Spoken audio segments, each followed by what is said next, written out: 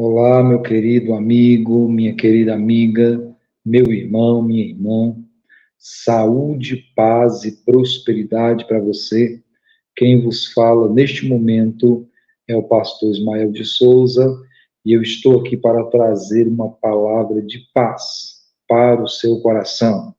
Quero louvar e agradecer a Deus pela vida de todos aqueles que têm se inscrito em nosso canal, têm feito a inscrição. Eu agradeço a você por nos ajudar neste projeto especial e você também que tem nos ouvido pelas plataformas de áudio. Que Deus abençoe grandemente a vida de cada um de vocês. Se você ainda não se inscreveu em nosso canal, se inscreva agora e nos ajude a prosseguir com este trabalho que tem o intuito de levar a palavra de Deus de uma maneira mais simples para que todos entendam. Hoje, em nosso Palavra de Paz, nós iremos falar um pouco a respeito do Salmo de número 50. Salmo 50. Nós vamos então fazer a leitura, depois vamos comentar algumas coisas. Diz assim o Salmo 50. Fala o poderoso, o Senhor Deus, e chama a terra desde o Oriente até o Ocidente. Desde Sião, excelência de formosura, resplandece Deus. O nosso Deus vem e não guarda silêncio. À frente dele vem um fogo devorador e ao seu redor ruge grande tormenta. Ele intima os céus lá embaixo e a terra para julgar o seu povo. Ele diz: congreguem os meus santos, os que comigo fizeram aliança por meio de sacrifícios. Os céus anunciam a sua justiça, porque é o próprio Deus que julga. Escute, meu povo, e eu falarei, ó Israel, e eu testemunharei contra você. Eu sou Deus, o seu Deus. Não o repreendo pelos seus sacrifícios, nem pelos holocaustos que você continuamente me oferece. Não aceitarei novilhos da sua casa, nem bodes dos seus apriscos, pois são meus todos os animais do bosque e o gado aos milhares sobre as montanhas. Conheço todas as aves dos montes, e são meus todos os animais que vivem no campo. Se eu tivesse fome, não teria necessidade de dizê-lo a você, pois meu é o mundo e a sua plenitude. Acaso como eu carne de touros, ou bebo sangue de cabritos? Ofereça a Deus sacrifício de ações de graças e cumpra os seus votos para com o Altíssimo. Invoque-me no dia da angústia, eu o livrarei e você me glorificará. Mas ao ímpio, Deus diz: de que lhe serve repetir os meus preceitos e ter nos lábios a minha aliança, se você odeia a disciplina e rejeita as minhas palavras? Se vê um ladrão, você se torna amigo dele, e aos adúlteros você se associa. Abre a boca para o mal, e a sua língua trama enganos. Senta-se para falar contra o seu irmão e difama o filho de sua mãe. Você tem feito essas coisas e eu me calei. Você pensava que eu era igual a você, mas agora eu o repreenderei e porei tudo à sua vista. Considerem, pois, nisto, vocês que se esquecem de Deus, para que eu não os despedace, sem haver quem os livre. Aquele que me oferece sacrifício de ações de graças, esse me glorificará. E ao que prepara o seu caminho, farei com que veja a salvação de Deus. Olha só que salmo interessante. Nós podemos aqui começar fazendo duas indagações. Deus, ele precisa de algo que podemos lhe prover, de sacrifícios e ofertas do ser humano? É claro que não. Este salmo, ele foi escrito por Asaf durante a vigência da lei mosaica no Monte Sinai, num contexto em que eram realizados sacrifícios de animais e produtos do campo ao Senhor. Porém, Deus não se sustenta com a provisão humana. Vamos ver o verso 10 novamente? Olha o que ele diz. Pois são meus todos os animais do bosque e o gado aos milhares sobre as montanhas. Conheço todas as aves dos montes e são meus todos os animais que vivem no campo. Se eu tivesse fome, não teria necessidade de dizê-lo a você, pois meu é o mundo e a sua plenitude. Acaso como eu carne de touros ou bebo sangue de cabritos? Olha o que Deus diz neste salmo, né? Este salmo inspirado por Deus ao escritor e compositor Asaf, e ele diz: poderia eu comer carne de touros ou beber sangue de cabritos? Deus aqui, ele está mostrando que ele não se sustenta pela provisão humana. Ele não depende do ser humano para viver. Ele não depende do ser humano para agir. Ele não depende do ser humano para operar. Porque ele está além, acima, soberanamente sobre o ser humano. Então, nós vemos aqui Deus não descartando os sacrifícios que o povo fazia naquela época, mas demonstrando a eles que não era por conta dos sacrifícios que Deus propriamente lhes atendia, pois os sacrifícios do homem são infames, são fracassados, são inapropriados, são desgastados diante de Deus. Pois bem, mas voltando um pouco atrás neste salmo, nós encontramos do verso 1 ao verso 6 a descrição do Deus onipotente. Vamos ver novamente? Começa assim o verso 1. Fala o poderoso, o Senhor Deus, e chama a terra desde o Oriente até o Ocidente. Desde Sião, excelência de formosura, resplandece Deus. O nosso Deus vem e não guarda silêncio. À frente dele vem um fogo devorador e ao seu redor ruge grande tormenta. Ele intima os céus lá em cima e a terra para julgar o seu povo. Ele diz: congreguem os meus santos, os que comigo fizeram aliança, por meio de sacrifícios. Os céus anunciam a sua justiça, porque é o próprio Deus que julga. Pronto. Então, aqui nós vemos nos versos de 1 a 6, descrição do Deus onipotente, o Deus que tem toda a soberania universal, o Deus que tem a sua gloriosa santidade e também o seu poder de julgamento, porque Deus é o justo juiz. E interessante que aqui diz que Deus julga quem? Deus julga o seu povo. Não é porque nós somos filhos e filhas de Deus que não seremos julgados. É claro que seremos julgados, certo? Porque o justo juiz, nós vamos ver mais à frente um pouco, que ele julga tanto os seus como também aqueles rebeldes que não querem ser seus.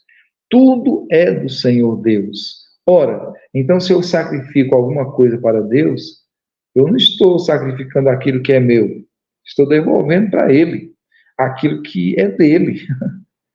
Aí tem gente que fala assim: ah, isso é meu, aquilo é meu, isso aqui também é meu. Engraçado. A gente diz que é nosso, mas quando a gente morre, não leva. Por que que é nosso?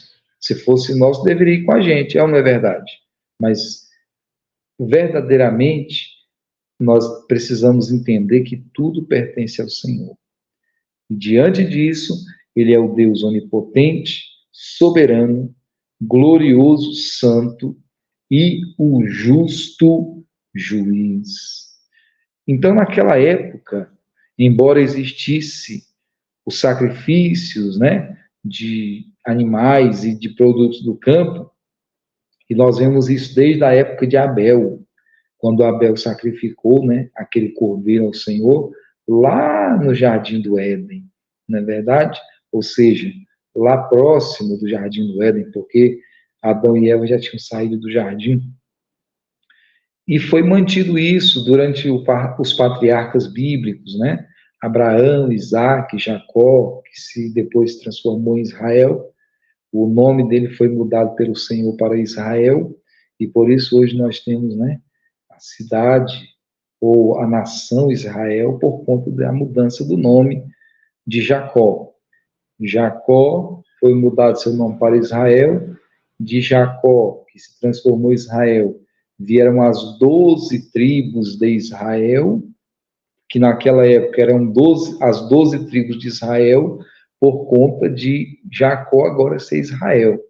Então, cada filho de Jacó se transformou numa tribo, e aí foi dando o crescimento, né, para a população israelita, os chamados antes hebreus, e agora são os israelitas por conta dessa mudança do nome de Jacó. Pois bem, passou-se por Moisés também, né? Moisés vem depois dos patriarcas, ele foi o libertador do povo do Egito, né? Aquele povo que foi para lá na época de José, quando era o segundo governador do Egito, e depois se transformou em escravo, e Deus levantou Moisés para os libertar. Agora, nós entendemos que esse sacrificar de animais e produtos do campo era algo que veio do costume, da tradição, né? Dos anseios do povo. Mas esses sacrifícios, eles não garantiam o favor de Deus e não garantem hoje o favor de Deus. E por que não garantem? Porque o homem é incapaz de se justificar por qualquer obra de mérito diante de Deus. Por mais que você faça, você nunca vai conseguir se justificar por suas próprias obras. E aí, o que é que Deus, então, diante disso, requer do homem? Nós vamos lá no verso 14 e 15. Olha o que, que diz o verso 14 e 15. Ofereça a Deus sacrifício de ações de graças e cumpra os seus votos para com o Altíssimo. Verso 15. Invoca-me no dia da angústia, eu o livrarei e você me glorificará. Aqui está o segredo do que Deus espera do homem. E se manifesta aqui de forma ainda simplória, mas já um início, a redentora graça do Senhor Deus, que depois, lá no Novo Testamento, se manifesta em plenitude por meio de Jesus. Mas aqui nós vemos, no verso 14 e 15, que Deus não está muito, embora ele aceite, receba o sacrifício dos animais e dos produtos do campo, ele não se alimenta, ele não necessita necessariamente disso. O que ele deseja do ser humano é o quê? É gratidão, fidelidade com os compromissos ao Senhor, a dependência da graça de Deus e a honra que pertence a Ele. Nós estivemos no final de semana passado comemorando a Páscoa Páscoa fala para nós, cristãos, do nascimento de Cristo e também nos remete ao Antigo Testamento, quando o povo de Israel, aquele que Moisés foi levantado para libertar, saíram do Egito e uma noite antes eles comemoraram a Páscoa, que vem do termo hebraico Pesach, que significa passagem. Porque na noite que Deus disse que os primogênitos do Egito morreriam, Deus então ordenou que os israelitas matassem um cordeiro, tipificando já mais na frente o Senhor Jesus, o cordeiro pascual, e então ali eles passaram o sangue do cordeiro nas vergas das portas, nos portais, e ali aonde o anjo da morte passou, né, quase não sai, naquela noite, onde existia o sangue do cordeiro nas vergas das portas, aquele anjo da morte passava e não matava aquele filho daquela pessoa que estava protegida pelo sangue do cordeiro. Mas os egípcios perderam os seus primogênitos. E no dia seguinte eles foram, os israelitas, liberados para irem adorar o Senhor no deserto, né, como Deus havia dito a Moisés que falasse ao faraó. Pois bem, essa honra, gratidão, fidelidade, compromisso, dependência da graça e honra é o que pertence somente a Deus, meu irmão. E por que eu falei da Páscoa? Porque na época da Páscoa as pessoas falam de tanta coisa, mas esquecem de falar de Deus e de cumprir, melhor ainda, a palavra de Deus. Não adianta você só lembrar. Não adianta você só fazer, chorar, lembrar da morte de Cristo, se você não vive uma vida para Ele. É uma hipocrisia isso. Então você precisa pensar, rever seus conceitos sobre isso aí. É um exemplo. Mas o julgamento de Deus não vem só para o seu povo, mas também vem para os rebeldes. E como é que os rebeldes serão julgados por Deus? Aí está no verso 21 e 22. Você tem feito essas coisas. Que coisas? Ele fala um bocado de coisas nos versos anteriores. E eu me calei. Você pensava que eu era igual a você, mas agora eu o repreenderei e porei tudo à sua vista. Considerem, pois, nisso, vocês que se esquecem de Deus, para que eu não os despedace, sem haver quem os livre. Então, assim como Deus julga seu povo, também julgará os ímpios, conforme a sua diligência, a sua conduta.